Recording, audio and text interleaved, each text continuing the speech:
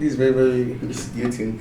But let's continue. Yeah. Some people say that you colluded with the government and the regulators to edge or to back Uber and Bolt out of the way.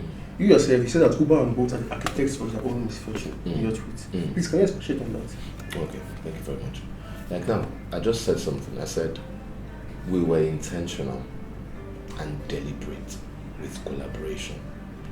You see, that's I don't know if it's to tag that as a soft skill, but that is one thing that we believe we have an edge with, right? Because, okay, for example, look at Kenya, Little Ride. I know you know that company, right? They were shut down by the regulators. And it was simple. In fact, as far back as last year, I posted the regulatory state press release on the shutdown, right? And the regulators said these people never engaged us. They were just operating in the space, and we need to know them, right? So and this is personal analysis, right? Collaborate with your regulators, because it's not about the funding. That's what you say. This is basically like a master class. It's not about the funding. You could raise $1 billion in funds, and just with one policy, you get shut down. I said something on Twitter. I said lobbying is not illegal. A lot of people. I was going to come to that. Yes. This is, in the US, you have an effective lobbying industry. You understand? The question is that there are bloodlines, right? But the lines are defined to what will now constitute as something that is illegal. But in the US, in the West, you have effective lobbying, right? Just to, how will I put it? Just you're fighting for the interest of the masses, right? So we were deliberate. I repeat, we were deliberate with collaborations with regulators. So before we did anything, right, we initially wanted to make sure that we had that regulatory footing, right? Okay, this is what we're trying to do.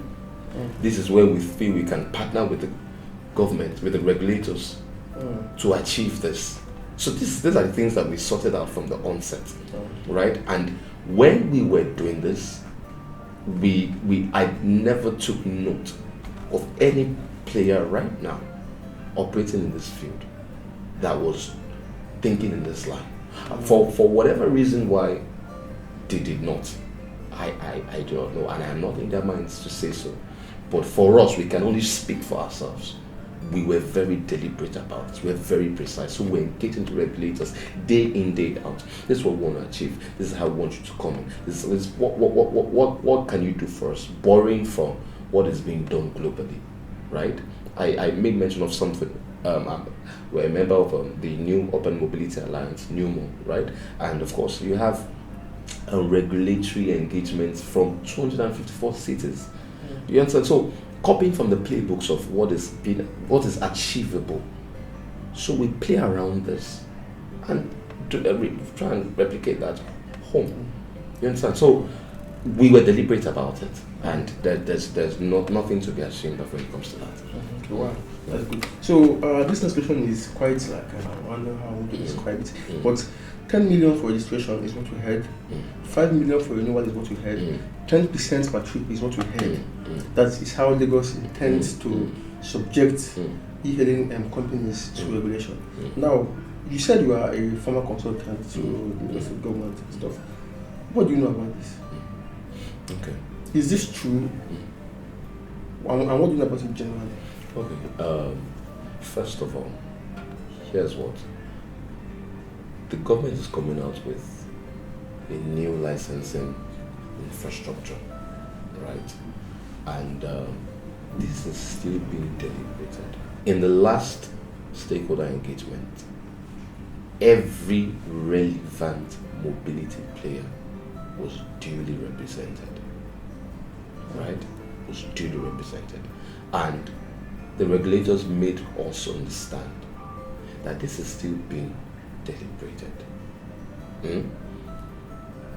We did not receive copies of drafts, right? But they were shared with us they were talking about it from the readings and all that, and everyone was deliberating about it. But what I want to pass across is this: every player contributed.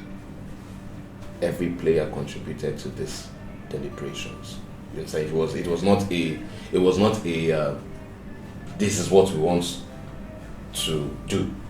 You have no input in this, right? So anything will give you. No, that was not it.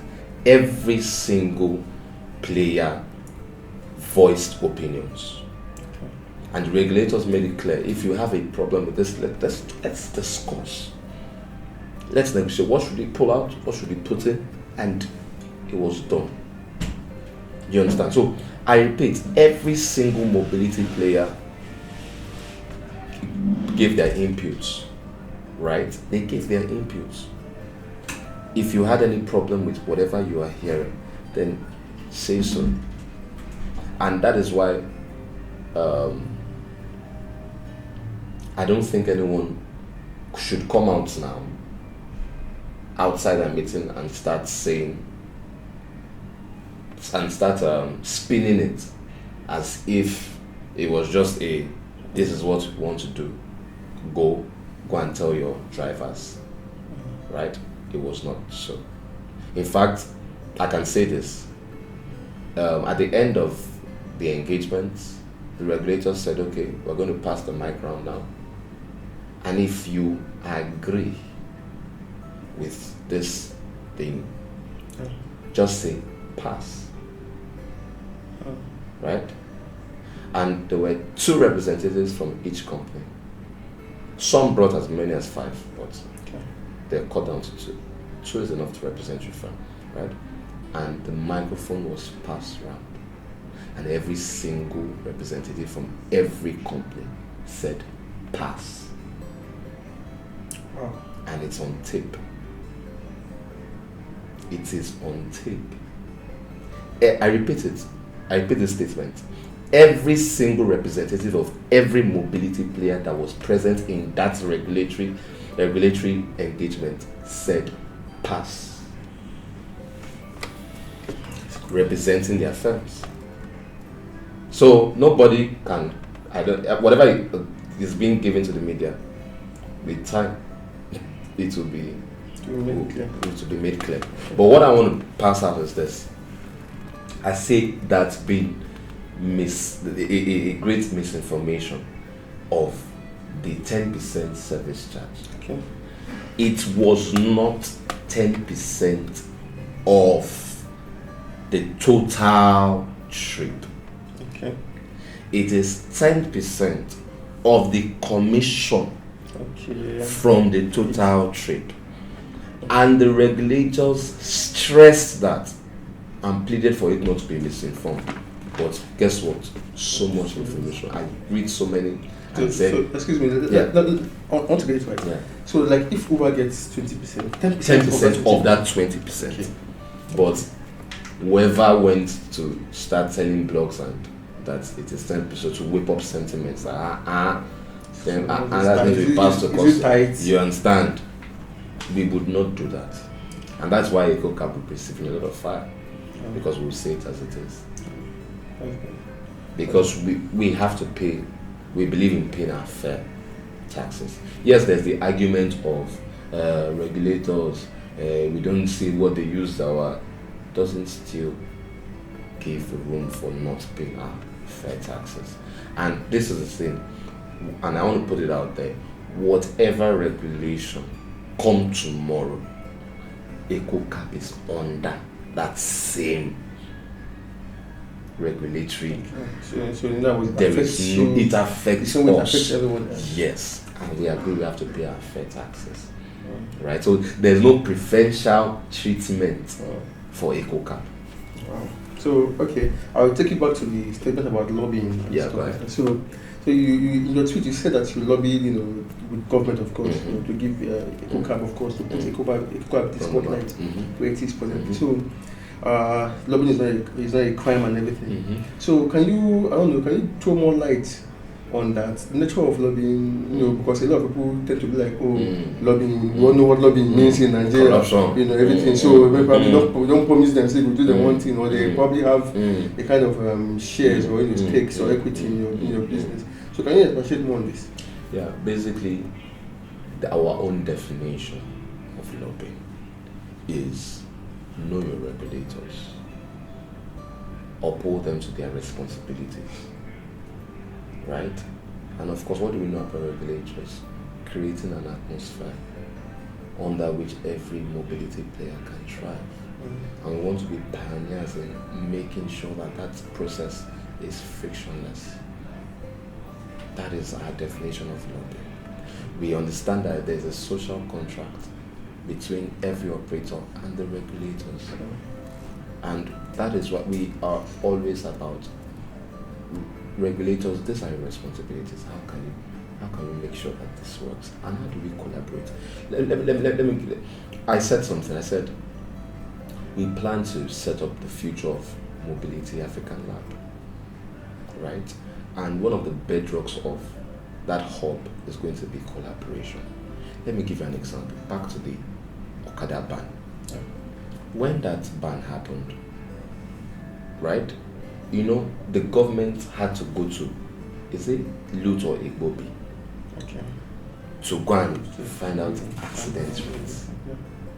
All that will be avoided if that hub was set up and there were so many investments going into research, right? There were some form of data sharing, not just with regulators, with researchers, with academia. If there were some form of data sharing, so on things like accident rates, speed rates, and first offenders, and all those. So now the government will not now be able to come out and say XYZ bike sharing, we are contributing to accidents. No, we have already been sharing reports, and you can see that our accident rates are 0.001, and you as a regulator, you are part of that hub. So where did you get your stats from? Even if you got it from a Bobby, it is going to be the normal local Okadas. But because things like that have not been set up, then it is now, no, this is the data we have. No, this is the data we have. Then sentiments. So when we talk about lobbying on things like setting up a future of African mobility lab, right, to foster voluntary collaboration amongst players. It's like a mobility summit, right? And you bring players from the private sector, you bring players from the public sector. Tech About, you just did something recently on Imagine Tech, and you had a policy roundtable. Even I saw that said, no cameras, no this, no that. You understand? Just engage with it and see how we can draft framework. So those are things we're trying to achieve. Imagine someone now coming and saying Tech About trying to do lobbying by bringing policy and saying no cameras and no. Of course, people assume so many things, but as long as we state the facts, that is lobbying for us. It is not about, okay, do you know what, government, we want your support, we will give you 10% equity, okay, we will give you stock options, okay, or just come and own. No, nothing like that. All that is illegal, and we are not operating, we're not playing in that space.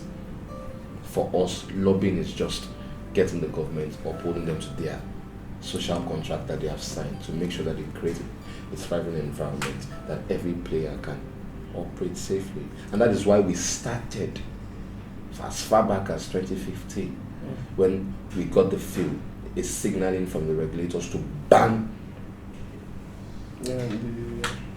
You get to ban. And it was even on a global scale. They were banning, even in London. Even London till now, some people do not have license. What they are operating on is temporary license.